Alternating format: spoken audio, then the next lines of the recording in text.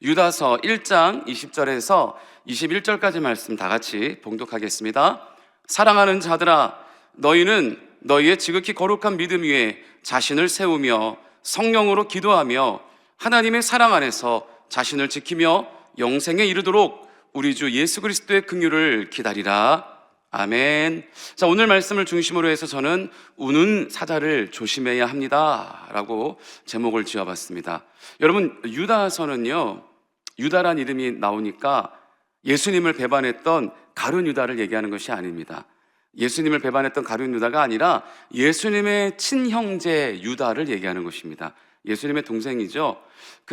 이 유다는요, 예수님께서 공생애 사역을 하실 때는 자기 형인데도 불구하고요, 야고보와는 다르게 예수님 믿지 않았습니다. 예수님이 하나님의 아들인 것을 인정하지 않았어요. 우리 형이지 이렇게 여겼어요. 그런데 예수님이 오히려 이 십자가에 달려 죽으셨다가 부활하신 후에 하늘로 승천하시고 수많은 제자들과 성도들이 오순절날 마가다라방에 모여 기도할 때 성령이 임했잖아요.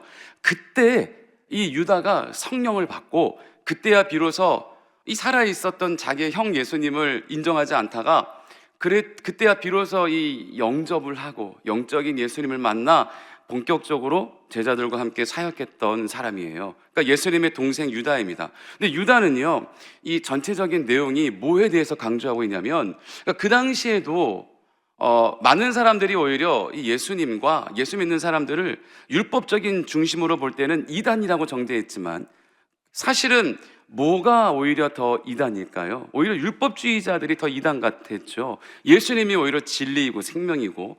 그래서 그러다 보니까 이때 당시에도 많은 이단과 사이비들이 예수 믿는 사람들을 현혹했단 말이에요. 그래서 예수님도요, 제자들과 대화하는 가운데 그런 이야기들을 많이 하십니다. 이 거짓 선생들을, 이단들을 조심하라 얘기하시는 장면도 있어요. 그래서 이 유다는 이 본서를 통해서 끊임없이 우리의 믿음을 더 단련시키기 위해서, 더 우리가 성령 안에서 무장해가지고 온갖 우리를 향해 덤벼드는 이단들과 그리고 그 사이비들에게 우리를 보호하고 지켜야 된다라고 얘기하는 것입니다. 이때에도 많은 그리스도인들이 그 이단에 빠져서 넘어가는 일들이 많았기 때문에 그래요. 여러분, 이단들의 특징, 오늘날에도 마찬가지지만 이단과 사이비의 특징은요, 희한한 게, 아니 이 사람들은 나가서 포교 활동을 할 때 우리처럼 믿지 않는 자들, 아예 불신자들 전도하면 누가 뭐라고 하겠습니까? 뭐 안타깝겠지만. 하지만 이 사람들의 특징은요, 꼭 우리 그리스도인들에게 와서 이 포교를 한단 말이에요. 불신자들에게는 이 사람들은 별로 관심이 없는 것 같아요. 꼭 집을 다녀도 교회 문패가 달려있는 집만 방문을 한단 말이에요. 그러면서 이야기를 하기가 그들이 편하거든. 어느 정도 예수를 믿고 있어야 성경도 좀 알고 있고 좀 하나님에 대해서 알고 있어야 그들만의, 자기들만의 아주 얄팍한 속임수로 풀어놓은 그 성경을 우리로 올가미를 확 걸 수 있는 거예요. 당신이 지금 믿고 있고 당신이 다니고 있는 교회에서 가르치는 성경이 이렇게 잘못된 점이 많습니다. 이렇게 허점투성입니다. 그러니 우리만이 진리이고 이 성경을 완전히 해석하고 있으니 우리한테 오십시오. 이렇게 현혹하는 겁니다. 그러니까 불신자들은 그런 얘기 해봤자 애초에 잘 모르니까 뭔지 모르잖아요. 그러니까 잘 넘어가지를 않아요. 그런데 이 믿는 사람들이 오히려 어중간하게 신앙생활을 하는 사람들은 넘어가기가 쉽다는 겁니다. 그래서 오늘날에도 마찬가지지만 이 초대교회 시절에도 많은 이단과 사이비 때문에 골머리를 앓았다는 것을 알 수가 있는 것입니다. 오늘 이 유다는 그래서 이렇게 얘기해요. 사랑하는 자들아, 너희는 너희의 지극히 거룩한 믿음 위에 너희 자신을 세워라. 그러니까 믿음의 반석 위에 우리를 세우라는 겁니다. 물론 당연하겠죠. 우리가 믿음이 약하면 아무리 그 믿음이 우리를 세워서 굳건하게 그 믿음을 지키고 오직 예수 그리스도를 바라보려고 해도 주변에서 너무나 많은 유혹하는 목소리가 들려서 우리의 믿음이 약하면 거기에 훅 넘어가기 십상입니다. 믿음 위에 우리 자신을 세워서 그냥 서 있는 것만으로 다가 아니라 성령으로 기도해라. 성령 충만함을 가지라 이거예요. 성령 충만해서 우리가 하나님 앞에 끊임없이 기도하라는 거예요. 그래서 하나님의 그 사랑 안에 우리가 항상 지키며 영생에 이르도록, 예수님도 하신 말씀입니다. 우리의 선한 믿음의 싸움을 끝까지 싸워 너의 구원을 이루도록 하라. 우리가 예수님을 한번 믿었다고 해서 마음 놓고 있을 수가 없어요. 마음 놓고 있을 수가 없는 게 마귀, 사탄, 그 배후에 있는 이단과 사이비들은요, 한마디로 말하면 우는 사자들이에요.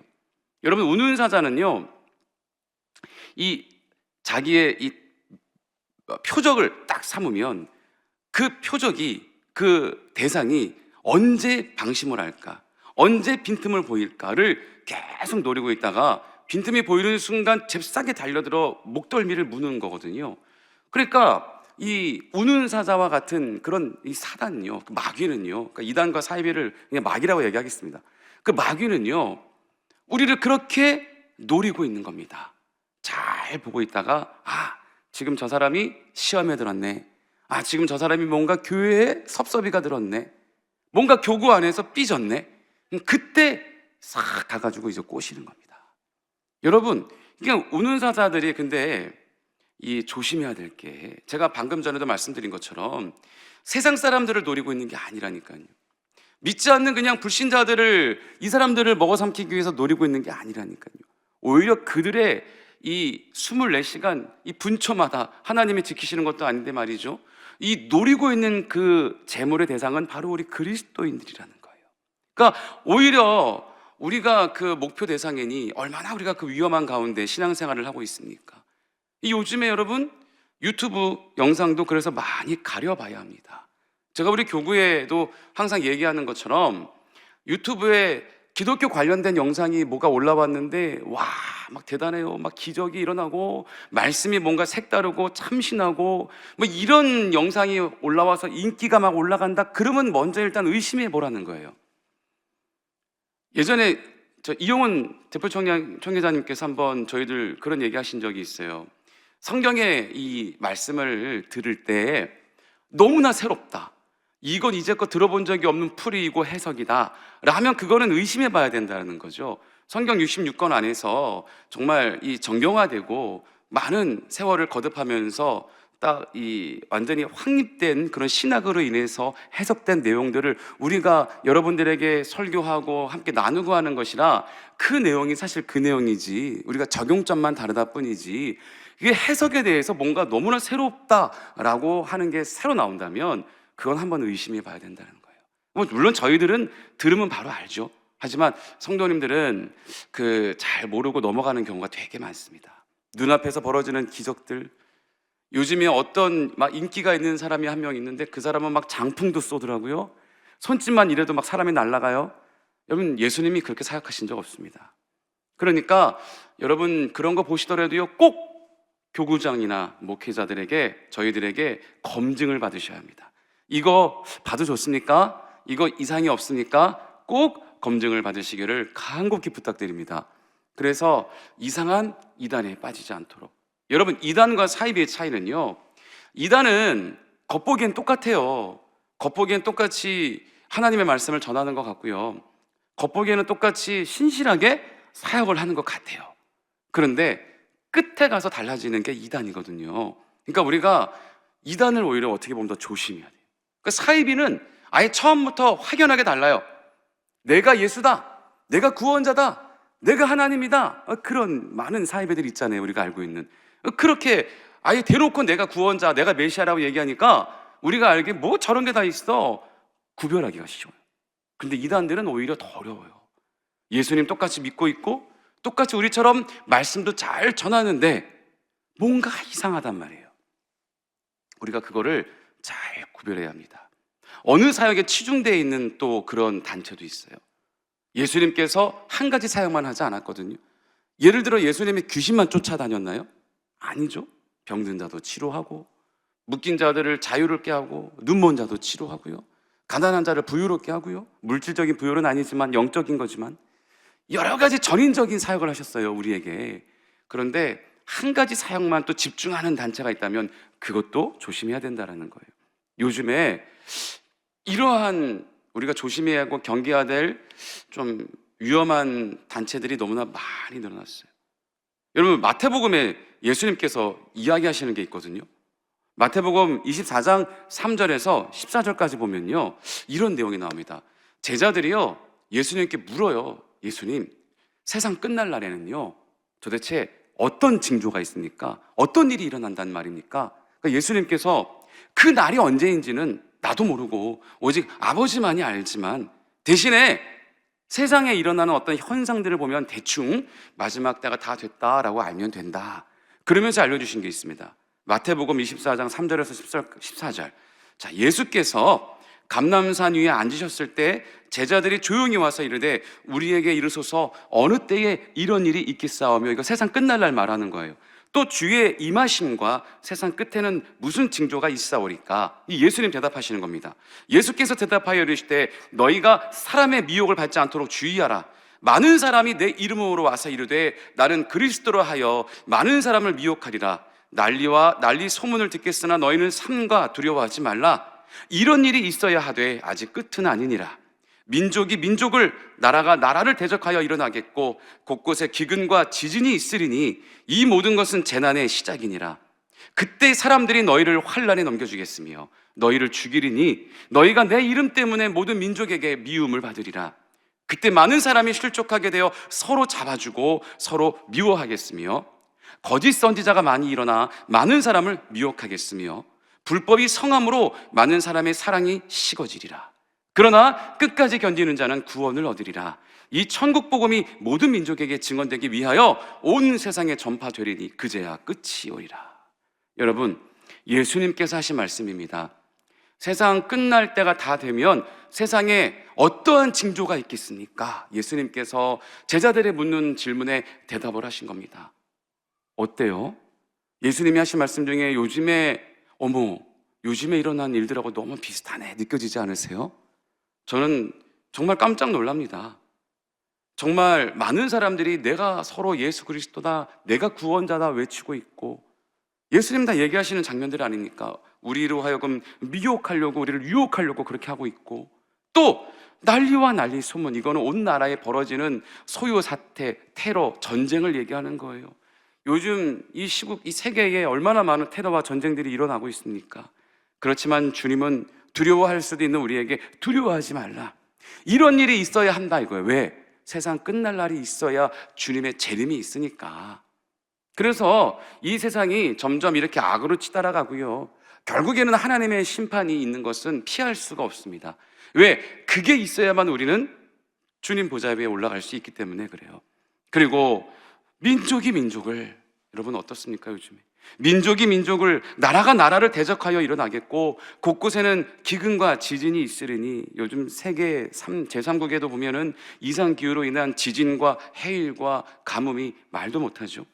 이 모든 것은 재난의 시작이다. 그때 사람들이 너희를 환난에 넘겨주겠으며, 우리를 얘기하는 겁니다. 그리스도인들 환난에 넘겨주겠으며, 우리 그리스도인들이 욕을 먹는다는 거예요. 우리 그리스도인들이 화를 당할 수 있다는 겁니다. 왜요? 예수 믿는다는 것 때문에. 그래서 예수님 이름 때문에, 내 이름 때문에 모든 민족에게 미움을 받으리라. 이때가 제일 힘들어요. 하지만 우리는 이때를 참고 견뎌야 하는 것입니다. 그때 많은 사람이 실족하게 된대요, 예수 믿는 자들이. 하지만 우리는 끝까지 이겨야 될 줄 믿습니다. 거짓 선지자가 많이 일어나 많은 사람을 미혹하겠다. 불법이 성에서 많은 사람의 사랑이 식어지리라. 사람들끼리 사랑이 없어지는 거예요. 삭막해지는 거예요. 이기적으로 변해가는 겁니다. 개인주의화 되는 겁니다. 요즘 세상과 너무 비슷하지 않습니까, 여러분? 정말 우리가 이럴 때 깨어서 기도해야 될 때라는 것입니다. 예수님이 여기에서 제일 많이 강조한 게 뭐게요? 네, 거짓 선지자들, 이단들이 나타나 우리를 현혹해 할 것이다. 지금 이거를 계속 강조하고 계시는 겁니다. 제가 전도사 시절에요, 그 오피스텔 원룸에서 잠깐 살았던 적이 있어요. 근데 이제 좀 쉬고 있는데 벨소리가 나서 이렇게 보니까 아주 잘생기고 예쁘게 생긴 남녀 청년 둘이 말끔하게 정장을 입고 서 있어요. 무슨 일이지? 잡상인 같이 안 보여서 일단 나가봤죠. 어떻게 오셨어요? 아, 예, 혹시 교회 다니세요? 제 문에 여의도순복음교회 패가 붙어 있었거든요. 교회 다니세요? 네. 아, 혹시 저 성경에 대해서 좀 얼마나 알고 계세요? 다니시는 교회가 올바르다고 생각하세요? 딱 감이 왔어요. 전 전도사였으니까. 저는 여기 여의도순복음교회 전도사입니다. 그랬더니 이 사람들이 갈 줄 알았더니 더 좋아하는 거예요. 올커리 잘 걸렸다, 이런 태세더라고요. 그래갖고 저랑 원래 성경에도요, 여러분, 이단들하고는요 2번 이상 말 섞지 말라고 성경에 나와요. 이단들은 말이 안 통하기 때문에 2번 이상 건면하되 그 이상은 건면하지 말고 피하라고 나와요. 그런데 제가 오기가 생겨가지고 끝까지 이 사람들하고 이제 막 혈전이 벌어진 겁니다. 당신들은 신분이 어떻게 됩니까? 했더니 자기네들은 하나님의 교회, 안상홍 하나님의 교회 신학생들이래요. 아, 그러냐고. 저도 잘 걸렸다. 한번 해보자. 한 시간을 그 복도에 서가지고 열띤 신학의 토론을 했습니다. 아, 말이 안 통해요. 제가 속에서 은근히 막 화가 나더라고요. 한편으론 불쌍했어요. 아니, 이렇게 새파랗게 젊고 이렇게 아리따운 청년들이 어떻게 그런 데 빠져가지고 이렇게 영혼을 지금 이렇게 허비하고 있는가? 어떻게 삶을 이렇게 허비하고 있는가?